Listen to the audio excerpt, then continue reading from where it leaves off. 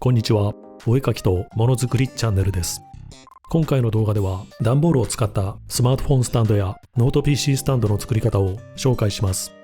段ボールはカッターを使って簡単に加工ができ、程よい柔軟性を持ち、触れるものを傷つけず、不要になった時に資源として処分できるなど多くの利点があります。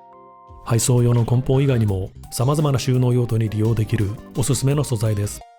スマートフォンスタンドやノート PC スタンドはシンプルな構造で段ボールを使った DIY の出発点にふさわしく、ぜひ多くの方とシェアできればと思います。それでは始めていきましょう。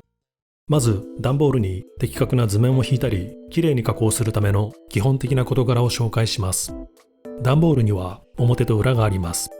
段ボールの表面をよく見ると平らな面とうっすらと内側にある芯の波形が感じ取れるデコボコした面があることがわかります。平らな面が表でデコボコした面が裏になります。加工のしやすさにも影響するので、表の面が外側に裏の面が内側になるように設計しましょう。段ボールはデコボコした面からもわかる通り、特定の方向に波が走っています。波の方向によって表面にかかる力への抵抗が異なります。表面中心に同じ力を加えたとき、波が見える断面が曲がりにくく、直線になっている断面が曲がりやすくなります。また、波の向きに対して垂直であると加工がしやすく、平行であると加工が難しくなります。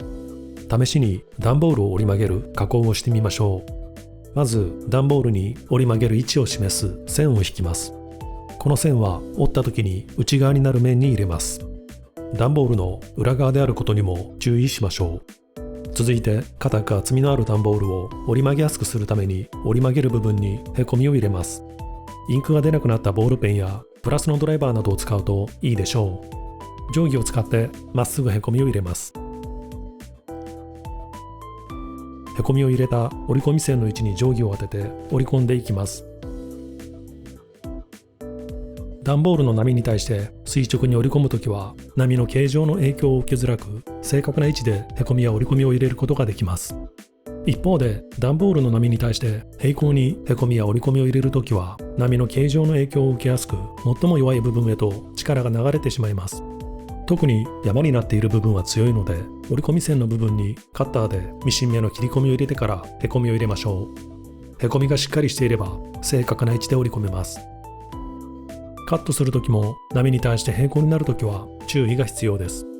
波の断面を見てみましょう。カッターの刃を上から入れるとき、カットする部分が波の谷の位置になるようにしましょう。もし波の山の位置に近くなる場合は、段ボールをひっくり返し反対側からカットします。カッターの刃を寝かせすぎず30度程度に傾けて弱い力で少しずつ切り進めていきます。山の部分に近いとカットする際にカッターの刃にかかる力が分散して毛羽立った断面ができやすくなります。波の向きをつかめばきれいにカットすることができます。板段ボールにはいくつかの種類があります。折り込み加工をするときは2層や3層構造になっていないものを選びます。両面段ボールは 1.5mm 厚、3mm 厚、5mm 厚のものが比較的広く市場に出回っています。1.5mm 厚のものはこの中で最も薄く耐久力も弱くなりますが、断面が目立たず折り曲げた時に鋭利なコーナーを作ることができるので、シャープで繊細なデザインに向いています。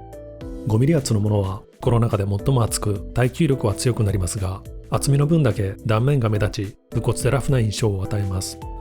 3mm 厚のものはその中間の要素を持っています。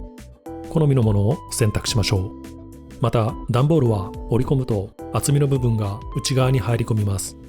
3mm 厚の段ボールであれば 3mm 分内側に入り込みます。そのため図面で引いた長さは組み上げた時の外側の長さになります。これらのことを意識しながら購入する段ボールのサイズを選択し設計していきましょう。まず最もシンプルなノート PC のスタンドから作成したいと思います。少し大きい NEC のノート PC とそれよりも少し小さい MacBook Pro のスタンドを作ります。スタンドに立てかけるノート PC のサイズを計測しましょう。NEC のノート PC のサイズは奥行き 253mm、幅 375mm、厚さ 25mm になります。スタンドの形態を検討していきます。PC が傾かないように両側からしっかりと支え、かつ存在を主張しすぎない大きさにします。高さはノート PC を立てた高さの3分の1ほどにして、底の厚みはスタンドの高さの 1.2 倍から 1.5 倍の間にしたいと思います。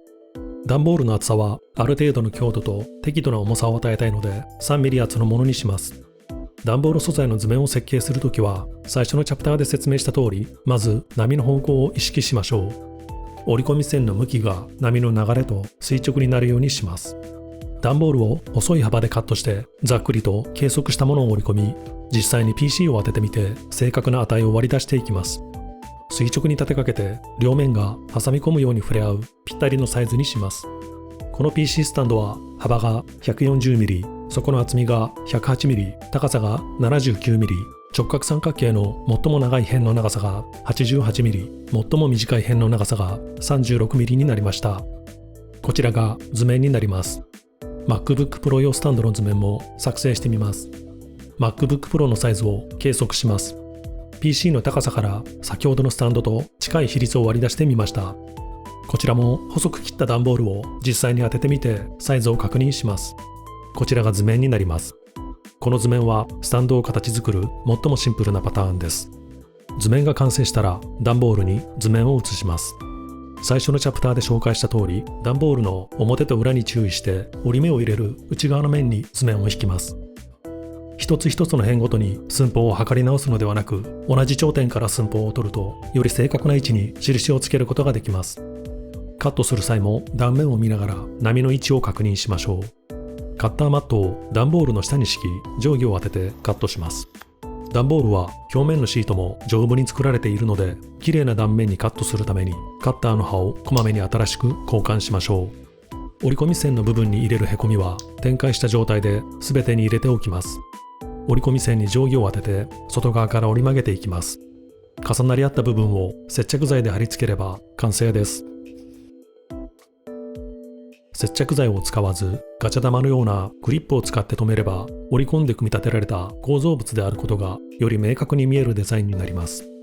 つまみのない簡素な形状のクリップガチャ玉はガチャックという工具を使用して挟みます。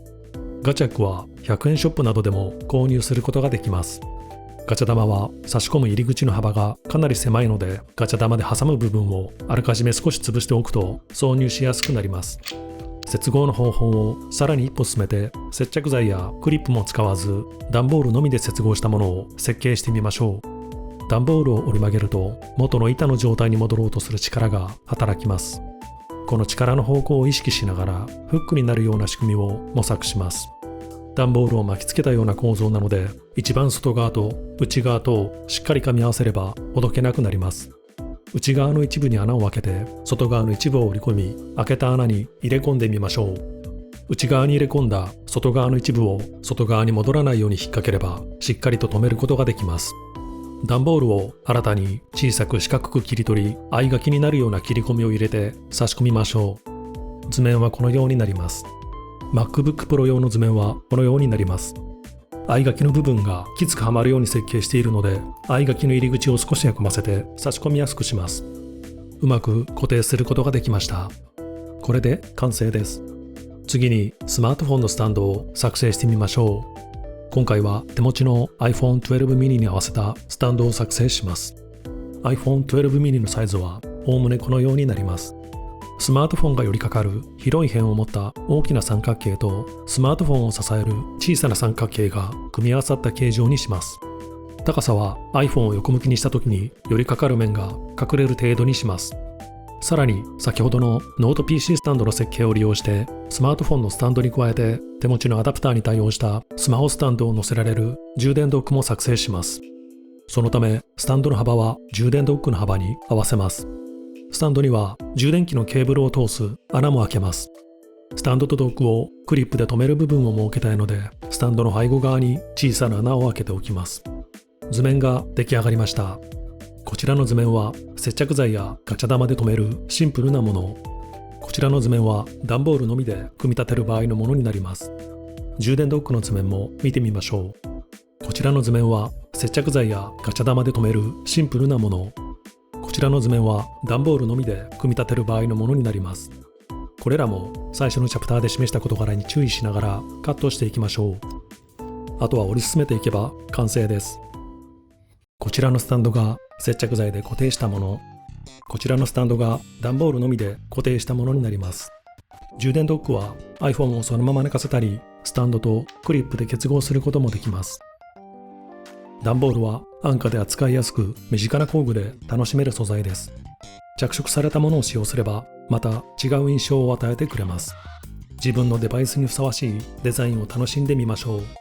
今回の動画が良いと思った方は、ぜひグッドボタンを、気になった方はチャンネル登録をよろしくお願いいたします。それではまたお会いしましょう。